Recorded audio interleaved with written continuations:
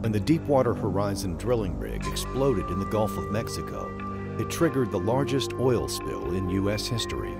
Contamination from the high toxic levels and quantity of oil devastated the Gulf's coastline, marine ecosystem, wildlife, and the fishing industry.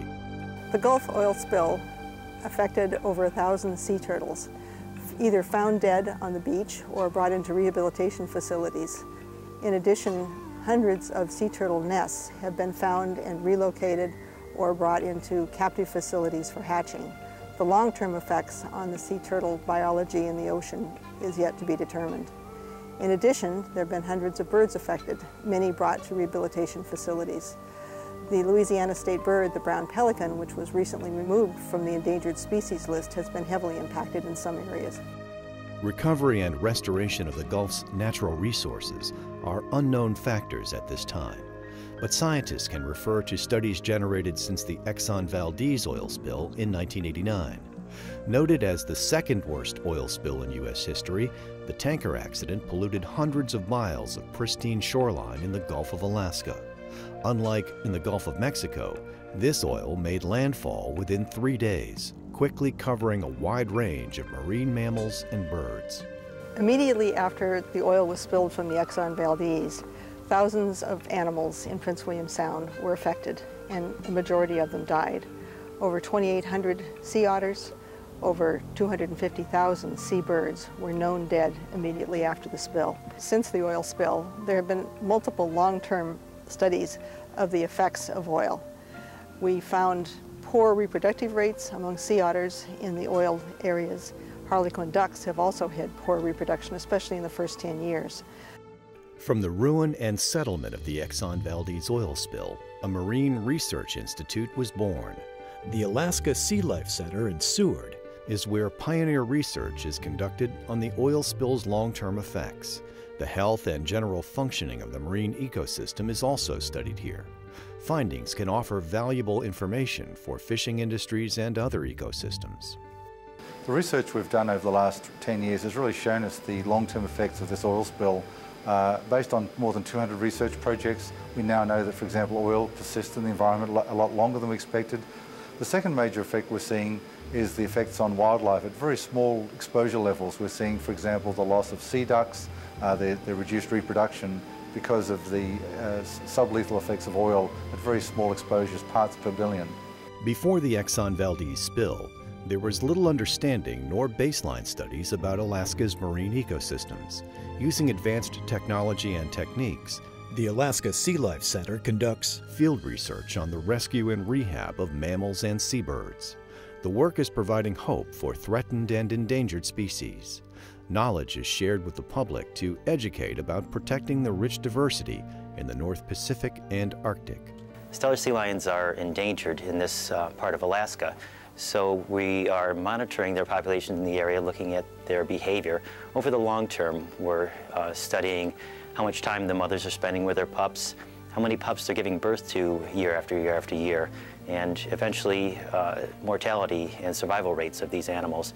And we can do that by tracking these animals over the long term. We've had this remote video system out at Chiswell Island on a rookery, 35 miles south of Seward, and we've been monitoring them for more than 10 years now. We want to keep track of what's going on with the ecosystem out here, and they are a major component of the ecosystem, of course. From the Arctic Ocean to the Gulf Stream waters, our nation benefits from a spectacular bounty and beauty of marine life. Preserving it for future generations is a beckoning call to conservation. If there is any silver lining from the Gulf of Mexico oil spill or the Exxon Valdez oil spill, it really is that the oceans that we enjoy are so important to our ecology and our well-being economically. And so it reinforces the need for a national ocean policy that really will sustain the health of our oceans and maintain the livelihoods that we generate from those oceans. The Alaska SeaLife Center rises on the scenic shores of Resurrection Bay in Seward.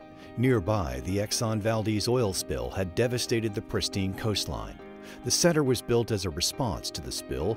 It is one of the only nonprofit organizations in the world with both a public aquarium and complete research facility in the same building. High-tech labs plus rescue and recovery studies on aquarium and animals make this center the cold water research facility in the U.S. Open year-round, visitors enjoy exhibits and close encounters with sea anemones, octopus, puffins, sea lions, and more. They can peek over the shoulders of top scientists studying Arctic life in Alaska's marine ecosystem. Research, restoration, education, stewardship of the seas. The Alaska SeaLife Center is a positive legacy from an oil spill tragedy. Mojo was a 3-month-old sea otter that was hit by a boat and was picked up by our SeaLife Center stranding crew. And this is a clear example of why rescue and rehabilitation is such an important factor in what we do here at the Alaska SeaLife Center, for the fact that these animals are indicator species. They're actually foraging on the same type of food that we are eating, so they can be indicator species on what's going on in our entire marine health. It's important that we get support from you to help animals like Mojo so we can continue our research and rehabilitation to figure out what's going on in our marine ecosystem and continue to improve our entire ocean's health. Over the last 10 years, the Alaska SeaLife Center has done an amazing job building a better understanding of the Gulf of Alaska ecosystem.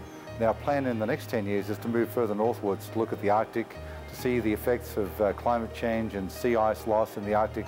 And we're going to be focusing on species like walruses and northern fur seals and other seabirds that are being affected by that loss of sea ice.